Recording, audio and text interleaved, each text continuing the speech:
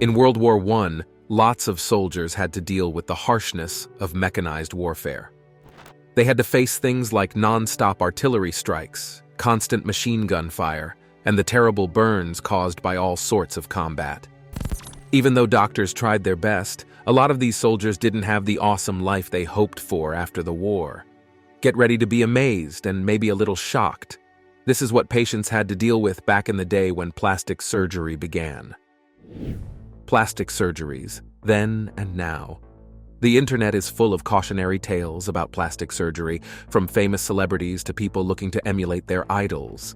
It's quite a spectacle. Cosmetic surgery has come a long way and is much better now, but sometimes it can still have bad results. Plastic surgery is super common now, and lots of people think it's all about looking better. But way before that, people used plastic surgery to help folks with bad injuries feel better about themselves. These gruesome surgeons gained fame for their incredible work during World War I and World War II. But it's a shame we don't often get to hear from the patients themselves about these surgeries. The people who were hurt in these terrible accidents became the test subjects for doctors who wanted to improve how people look. While their bravery helped advance scientific knowledge, the soldiers were left with painful reminders of a war that was just too costly. Tank Officer Robert Cohen had a pretty rough time on the battlefield during the Battle of the Somme. It was like a never-ending nightmare for him. As he saw his friends die during his time fighting foreign enemies in 1917, the sound of gunfire started again to signal another day on the battlefield. He got ready for another long day, but little did he know it would be his final one in battle.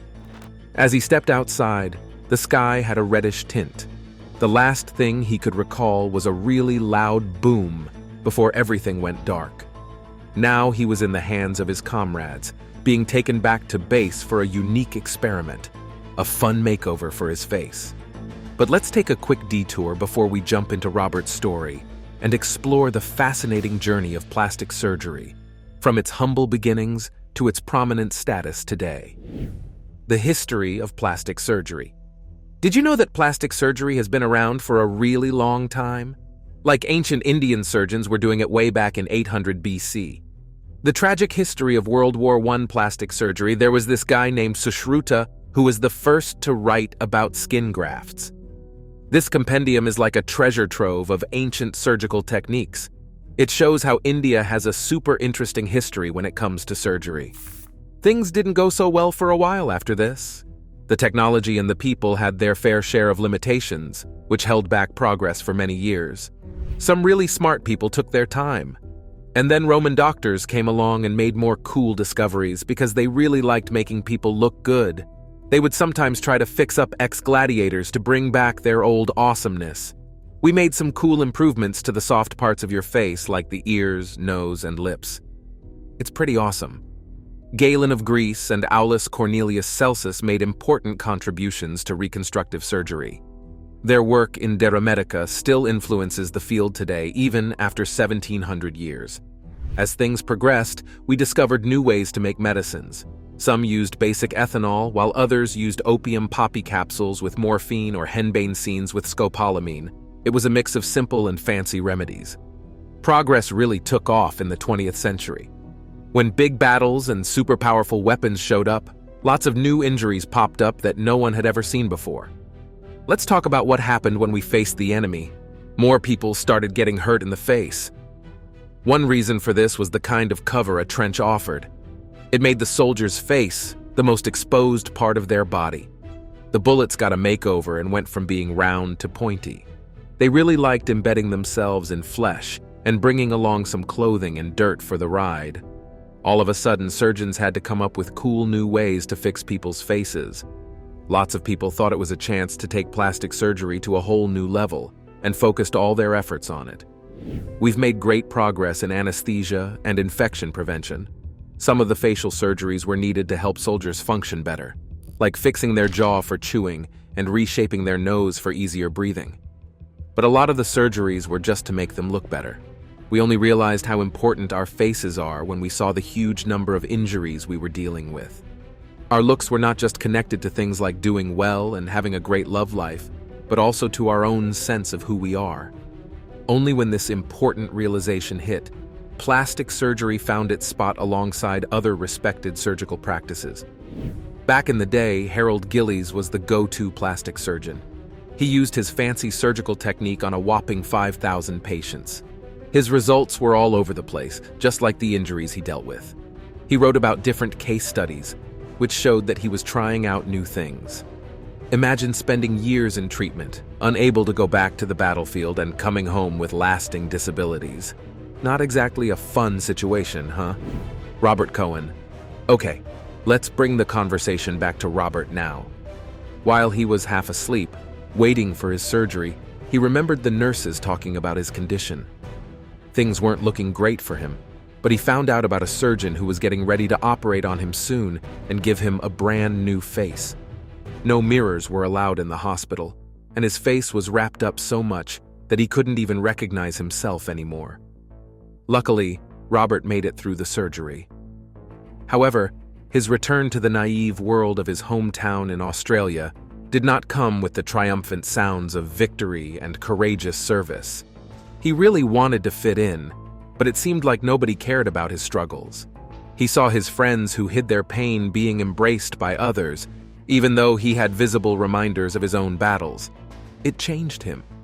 His identity vanished in those fields in southern France, blending into the soil even now, signifying the end of one life and the beginning of another. He used what he knew to create a new identity, like a wooden mask with 32 white stripes. It was his way of showing how empty the world had become.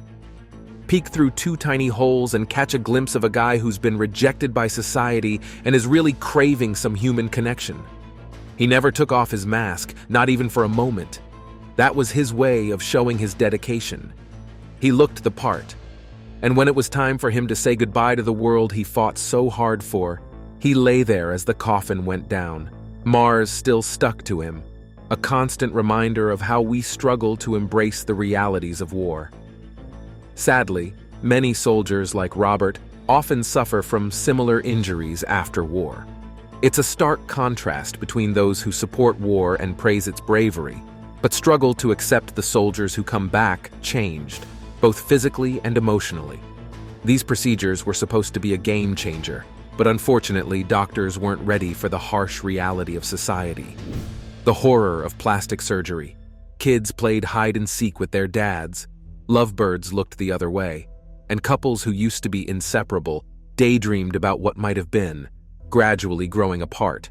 Let's just say their love for trumpets and marches wasn't everyone's cup of tea. These early attempts at plastic surgery helped set the stage for the cool aesthetic surgeries we have today. Surgeons discovered that the better they were at restoring a person's face to its original look, the higher the chances of that patient leading a fairly normal life.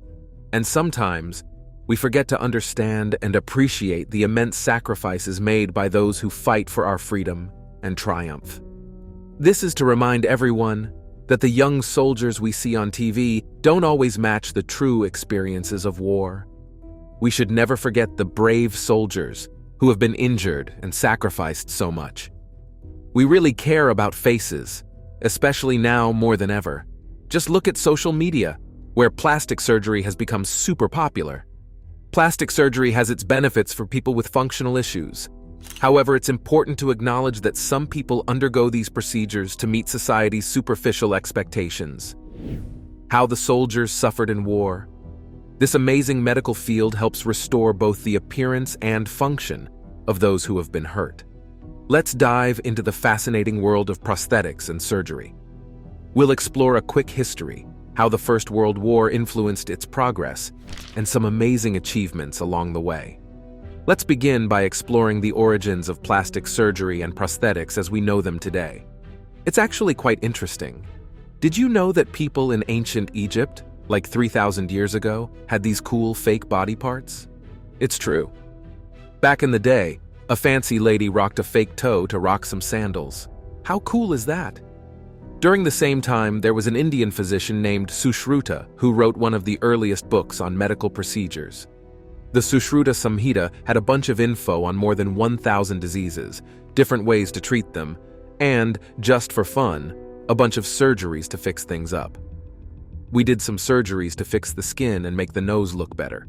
So, a skin graft is like moving some healthy skin from one spot to another that needs help. Sushruta had a cool way of making a new nose. He would take a piece of skin from the forehead and bring it down to create a nose. Pretty neat, huh? We'll be using this method for a while. In the Middle Ages, knights and nobles sometimes used prosthetic limbs in their armor to hide an old injury. Pretty clever, right? Although they didn't work, it was a creative way to cope with the embarrassment of having those injuries. Prosthetics have come a long way thanks to the awesome skills of Ambroise Paré, a French barber surgeon from the 16th century. He played a big part in improving battlefield medicine by discovering that certain treatments have antiseptic properties. This helped more people survive and meant they didn't have to just burn wounds anymore. He came up with cool stuff like fake teeth, robot arms, and bionic eyes, and made a bunch of cool gadgets. He observed that people who received artificial limbs were less likely to commit suicide, which is something many would prefer over living after amputation. But hey, who can blame them? Life's better with limbs. Paré's limbs were designed to work well and be similar to real human body parts. One of his coolest inventions was a robot hand that moved just like a real hand. He was so famous that he got to work for 4 kings. Paré's designs sparked the creativity of many surgeons and engineers, leading to the development of new and exciting prosthetics by individuals like Peter Verdun and James Potts. Designs got better, not just to work better, but also to look cooler. But the reason why we needed better prosthetics was because more people were surviving war injuries, thanks to advancements in medicine. Plus, longer surgeries became possible with improved anesthetics. Lots of folks came out of the battlefield with missing limbs, and no other war had as many injured people as the First World War. It was a real doozy. The horror of World War I. A lot of injuries in battles happened because of guns and stabs. The First World War was the first big fight between advanced countries using industrial warfare. But let's keep it simple and add a bit of fun. War became more intense than ever before, with nonstop artillery and machine gun attacks, as well as the introduction of deadly war machines like planes and tanks. Lots and lots of people died, and many more got hurt. Surgeons who are used to treating injuries from guns and knives found these war-related wounds to be on a whole new level. The hospitals were packed with injured soldiers, both in the field and back home.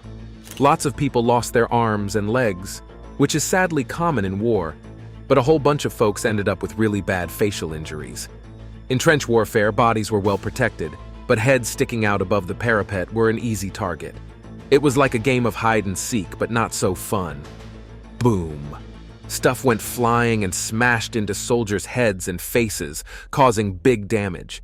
Back when the war began, they didn't have a good way to take care of those facial injuries. Doctors would try to sew up the wounds, but sometimes the patient's face would end up looking twisted, with missing eyes, noses, and jaws. These soldiers would be in a bit of a pickle, not knowing who they are and being scared to go back home. They knew people might avoid them because of their appearance. Their families might have a hard time looking at them, and finding a job could be tough. Herman Gillies to the rescue. This guy named Major Herman Gillies from New Zealand was like, hey, let's fix this problem in a big way. He saw with his own eyes the really bad face injuries that a lot of the soldiers had. After coming back to Britain, he managed to create a special ward for facial injuries at the Cambridge Military Hospital. Pretty cool, huh? Before you know it, this place became a super cool hospital called the Queen's Hospital, found at Frognell House. Gillies was a trailblazer in using skin grafting for big reconstructive surgeries. One of the best ways to do it is by lifting a big flap of healthy skin, which we call a pedicle. It's pretty cool. So, there's this little piece of skin that's close to the wound or the part of the face that needs fixing. It's still attached to where it came from. We can move the other end of the pedicle to the injury site without cutting off its connection to the body. It's like giving it a little relocation party. To increase the chances of the body accepting the skin graft, it was important to keep the blood flowing. One of Gillies' most well-known patients was Walter Yeo. He bravely served on the HMS Warspite during the Battle of Jutland and worked with the guns. We're not exactly sure how he got hurt, but he ended up with some serious burns that made him lose his eyelids. Ouch! Gillies would use this cool new procedure to treat Yo. It's simple and a bit fun. Yo was probably one of the first patients to get this kind of surgery. Pretty cool, huh?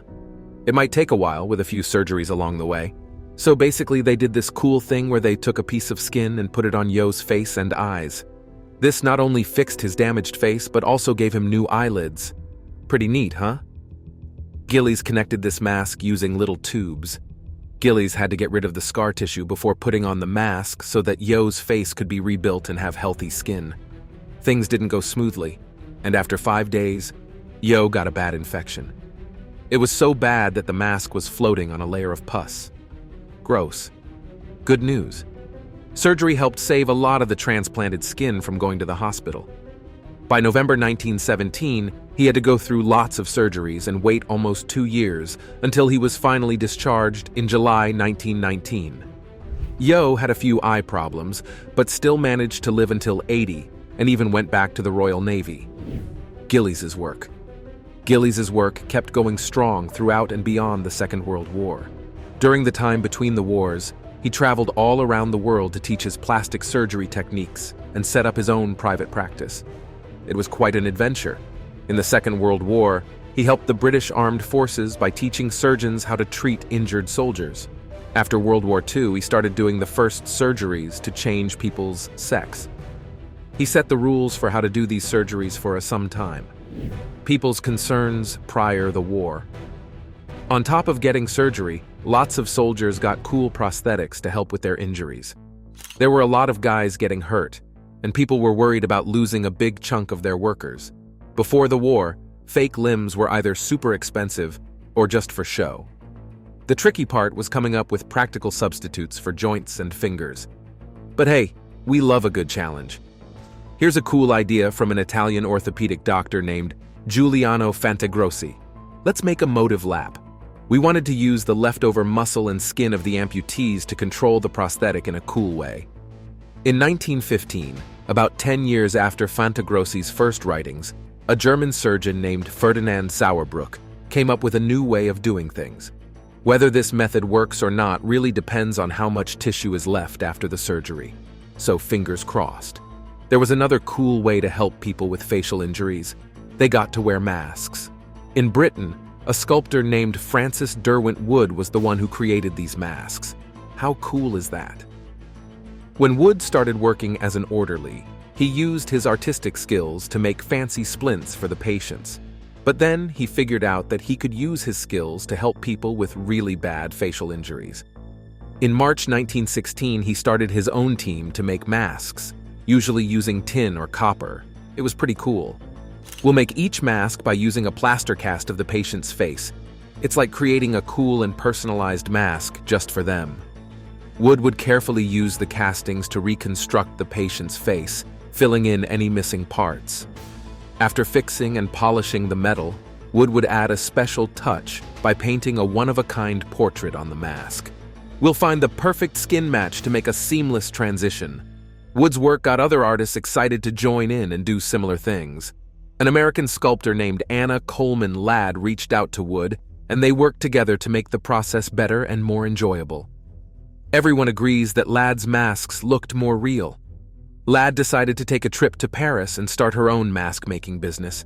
She loved adding human hair to make eyebrows or mustaches, which added a fun touch to her creations. These masks were usually stuck to someone's face with glasses. If you're a fan of Boardwalk Empire, you might remember Richard Harrow and his cool mask. Ladd made about 180 of these masks, but we're not sure how many Wood made. It's a bit of a mystery. Not all of the 20,000 men with facial injuries got a mask, but those who did had a chance to fit back into society and rebuild their confidence. But for a lot of people who were changed by the terrible events of World War I, they were treated as outsiders, as not the same, as not as important. Lots of guys had a hard time finding work, so they ended up doing jobs that weren't as well known. Gillies did a great job, even teaching his patients new skills so they could find better jobs after the war. How cool is that? However, lots of people had a hard time getting back in touch with their families and loved ones. Some people choose to stay in the hospital because they know they might not be treated well outside. War can really mess people up, leaving them broken and forever changed.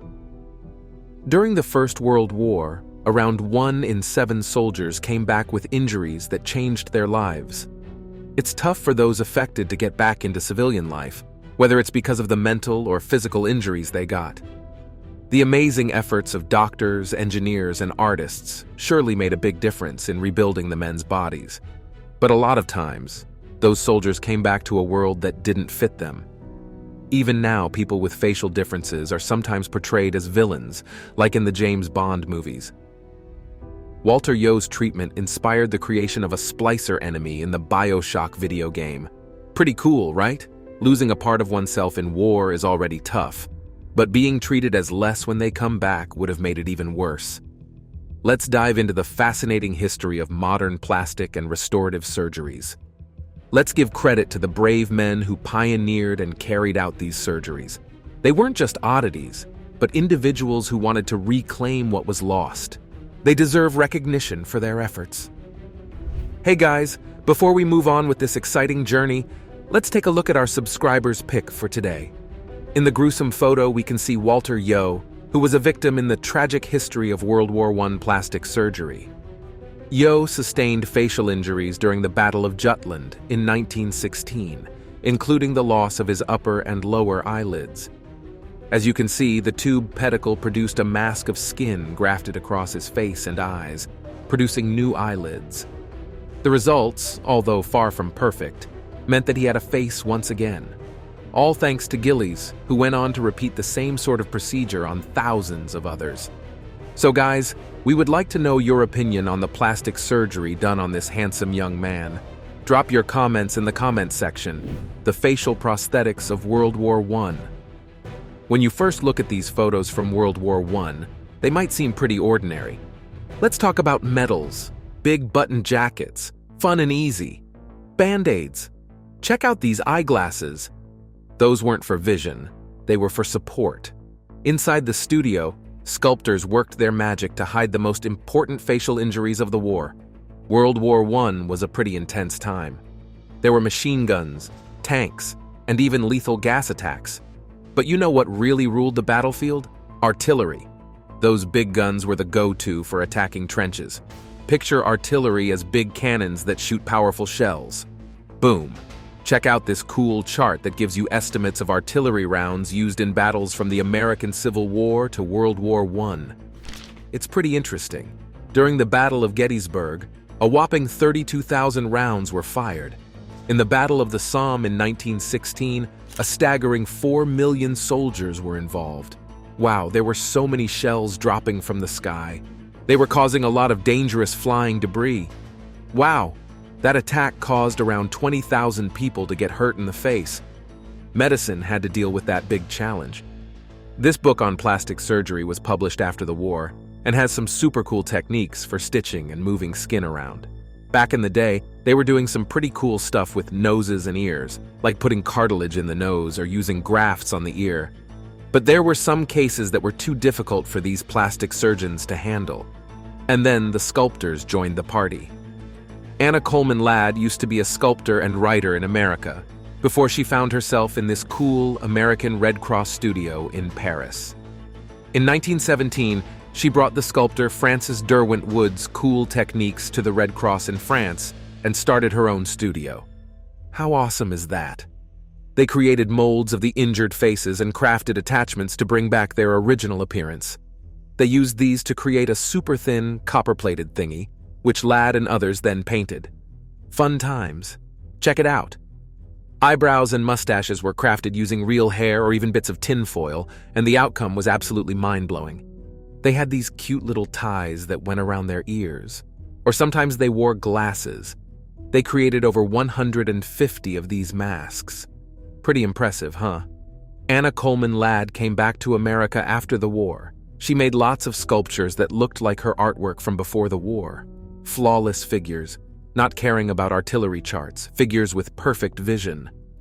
In 1923, she made a super interesting World War I memorial for the American Legion in Manchester, Massachusetts.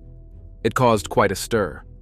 There was a skeleton stuck in some prickly wire. She once said, When the old masters are gone, the new masters will show how pointless war is and how powerful the human spirit can be. The memorial in Manchester had two images. One of them was a skeleton named Night. But then she placed Dawn on the opposite side. The history of artificial limbs in the US. According to a recent article by the Wall Street Journal, some 67,000 Germans and 41,000 Britons had to have amputations during the course of World War I, when the procedure was often the only one available to prevent death. During this period, scientists also developed what we consider today to be essential medical treatments, such as the ability to successfully transfer and bank blood, identify and treat bacteria, and properly sterilize medical instruments.